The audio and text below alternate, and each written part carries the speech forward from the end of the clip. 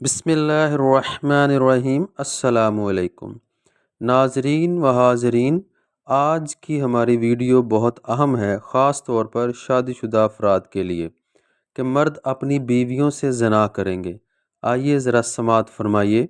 رسول اللہ صلی اللہ علیہ وآلہ وسلم نے فرمایا، تم لوگ نیک اعمال کی طرف جلدی کرو، ان فتنوں کے خوف سے جو سخت تاریک رات کی طرح ہیں، جس میں آدمی صبح کے وقت مومن اور شام کے وقت کافر ہوگا، شام کے وقت مومن اور صبح کے وقت کافر ہوگا۔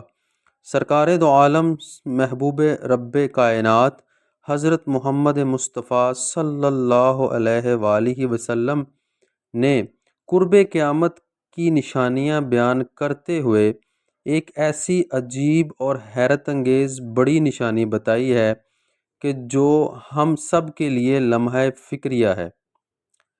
اس بڑی پریشانی کی بات تو یہ ہے کہ یہ علامت آج کل بہت عام ہو چکی ہے۔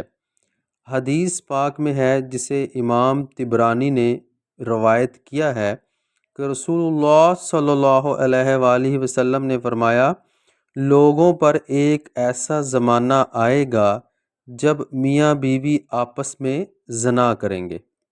صحابہ نے پوچھا، یا رسول اللہ صلی اللہ علیہ وآلہ وسلم، ایسا کیسے ممکن ہو سکتا ہے کہ مرد اپنی بیوی سے زنا کرے اور بیوی اپنے شوہر سے زنا کرے؟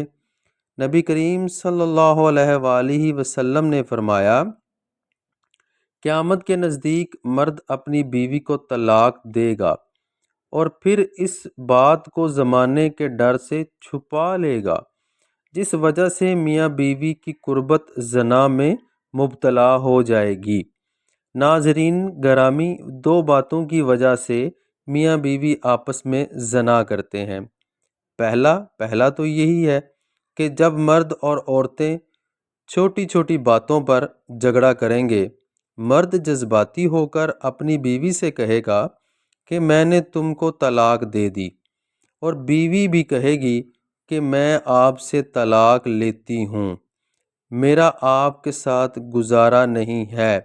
جب ان دونوں کا غصہ ختم ہوگا تو دونوں پھر پہلے کی طرح ایک دوسرے کے ساتھ رہنا شروع کر دیں گے۔ میاں بیوی کے ساتھ ہم بستری کرے گا جب کہ طلاق تو ہو چکی ہے، ایسا کرنا زنا کے زمرے میں آتا ہے۔ جب میاں بیوی نکاح کے شرائط میں بندھ جاتے ہیں، پھر میاں بیوی کی ازدواجی زندگی شروع ہو جاتی ہے۔ پھر جب وہ ایک دوسرے کے ساتھ جھگڑا کرتے ہیں تو ان کے منہ سے طلاق کا لفظ نکل آتا ہے۔ جب ان کی صلح ہوتی ہے تو وہ زنا کاری کرنا شروع کر دیتے ہیں۔ بعض اوقات طلاق دینے کے بعد بھی میاں بیوی آپس میں باہمی رضامندی سے رہنا شروع کر دیتے ہیں اور طلاق کو سنجیدہ مسئلہ نہیں سمجھا جاتا ہے۔ آج کل تو حالات ہی ایسے بنے ہوئے ہیں کہ زبان سے تو طلاق بول دیتے ہیں، اس طرح سے دونوں کو ہی پتہ ہے کہ طلاق ہو گئی ہے، لیکن معاشرے کی بدنامی کی وجہ سے وہ ایک دوسرے سے جدا نہیں ہوتے ہیں۔ ایک متقی اور پرہیزگار آدمی کا واقعہ ہے کہ اس نے 8 سال پہلے غصے میں آ کر اپنے بیوی کو طلاق دے دی تھی، لیکن جب ان کا غصہ کم ہوا تو ہم نے سوچا کہ ہم دونوں ہی نیک ہیں، اگر ہم جدا جدا ہو گئے تو ہماری بہت ہی بدنامی ہو جائے گی، ہمارے بچوں کا مستقبل خراب ہو جائے گا۔ بس یہ باتیں سوچ کر ہم نے دوبارہ سے ایک ساتھ رہنا شروع کر دیا۔ اس بات کے بارے میں کسی کو علم نہیں، نہ ہی انہوں نے کسی عالم دین سے یہ مسئلہ پوچھا تھا۔ اس طرح وہ دونوں زنا کر رہے تھے۔ اللہ تعالیٰ نے کہ نبی حضرت محمد صلی اللہ علیہ وآلہ وسلم نے آج سے 1400 سال پہلے ہی ہم کو آگاہ کر دیا تھا کہ قرب قیامت لوگ ایک دوسرے سے زنا کریں گے۔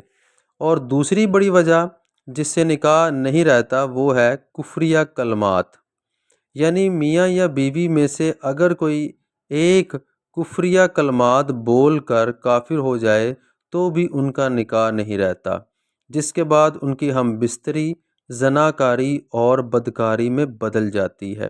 انسان کفرانہ الفاظ یا کفریانہ الفاظ بول دیتا ہے، ہم اس کے بارے میں بیان کرتے ہیں کہ ایک انسان خدا کے حکم کے مطابق زندگی نہ بسر کرے، اللہ کی عطا کی گئی اسلامی کتاب، نبیوں رسولوں کو کسی میں سے ایک کو ماننے سے انکاری کرے، یا کسی اسلامی کتاب، رسول، نبی کی توہین کرے، یہ الفاظ کہنے سے انسان مسلمان نہیں رہتا، وہ کافر بن جاتا ہے۔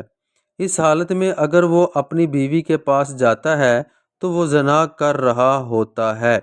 آج کل نفسا نفسی کے دور میں یہ بات سچ ثابت ہو رہی ہے کہ کافی بار گھروں میں ایسا ہوتا ہے کہ چھوٹی چھوٹی باتوں سے میاں اور بیوی کی آپس میں لڑائی ہو جاتی ہے، تو میاں بیوی ایک دوسرے کو کفریہ الفاظ بول دیتے ہیں، وہ دونوں ایک دوسرے کو ایسے ایسے الفاظ بول دیتے ہیں جس سے دونوں کا نکاح ختم ہو جاتا ہے۔ جب ان کا غصہ کم ہوتا ہے تو وہ پہلے کی طرح زندگی بسر کرنا شروع کر دیتے ہیں۔ وہ جب ہم بستری کرتے ہیں تو الفاظ کون سے الفاظ ہوتے ہیں؟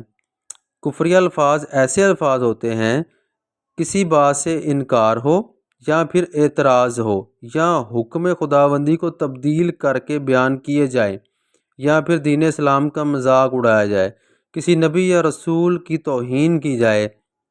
ان سب الفاظ بولنے سے انسان دین اسلام سے خارج ہو جاتا ہے۔